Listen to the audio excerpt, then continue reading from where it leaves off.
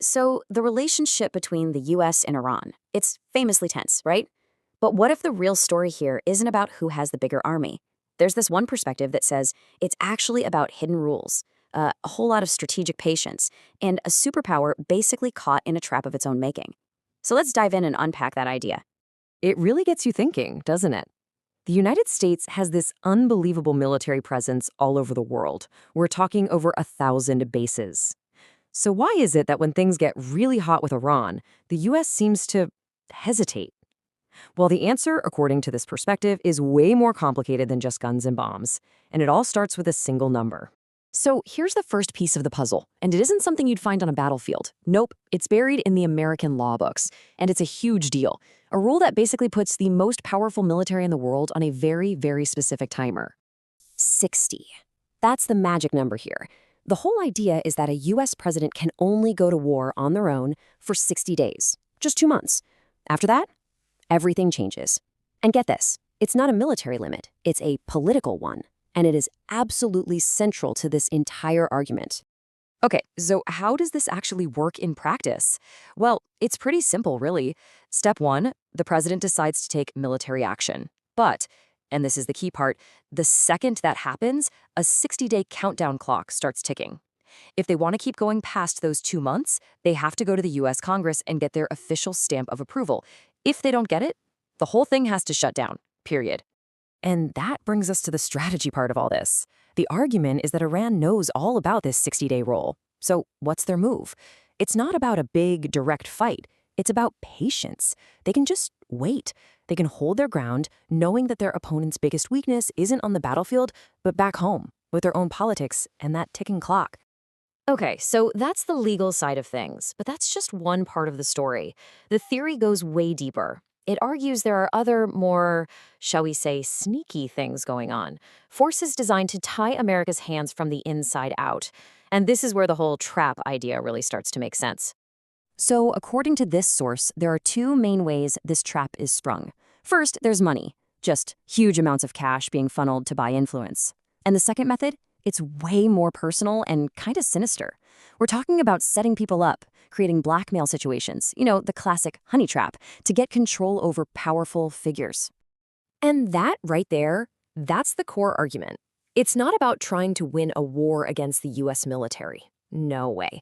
It's about using this mix of tactics to, well, trap them, to box in a global superpower so that its options and its ability to act are seriously limited. So let's zoom in on one of these methods because it's pretty wild.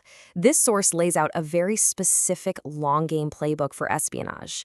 It's not about immediate results. It's described as a patient investment, all aimed at future political control. So here's the supposed blueprint. It starts with finding the right target. And the target isn't the powerful person themselves. It's their kid, maybe studying at a university overseas. Then a trained agent is sent in to get close to them, to start a relationship. The whole goal? To get compromising photos, videos, whatever. That material then gets put on ice, sometimes for years, even decades. And then, when the time is right, it's used as leverage to influence that powerful parent's decisions back in their home country. You see, the key takeaway here is that this is the opposite of a quick operation. The source literally talks about this being a 20 or 30-year plan. It's like a really, really long game of chess. You're setting up your pieces now, knowing you might not even use them for a generation, all for that long-term political control. All right, so all of this theory brings us to a real-world flashpoint, a specific dramatic story that this source points to as proof of this whole power dynamic in action. It's a moment at sea where all these ideas, the strategy, the confidence, the hesitation, all collide in a super tense standoff. So, picture this. An American warship is cutting through the Arabian Sea, and it's heading right for Iranian waters. Now, tensions are already sky high, so a move like this, it's a big, loud signal. So you've got the Iranian Navy on high alert, waiting. And you've got this American warship just pressing forward. It's the kind of standoff you see in movies. But what allegedly happens next? Well, it completely flips the script. And then comes the moment of truth. The Iranian commander gets on the radio and supposedly lays down this incredibly direct ultimatum to the American ship. Go back or I will fire. And then, to top it off, he says, I give you 40 minutes. So what happened? The American ship turned around. It just turned around and sailed away.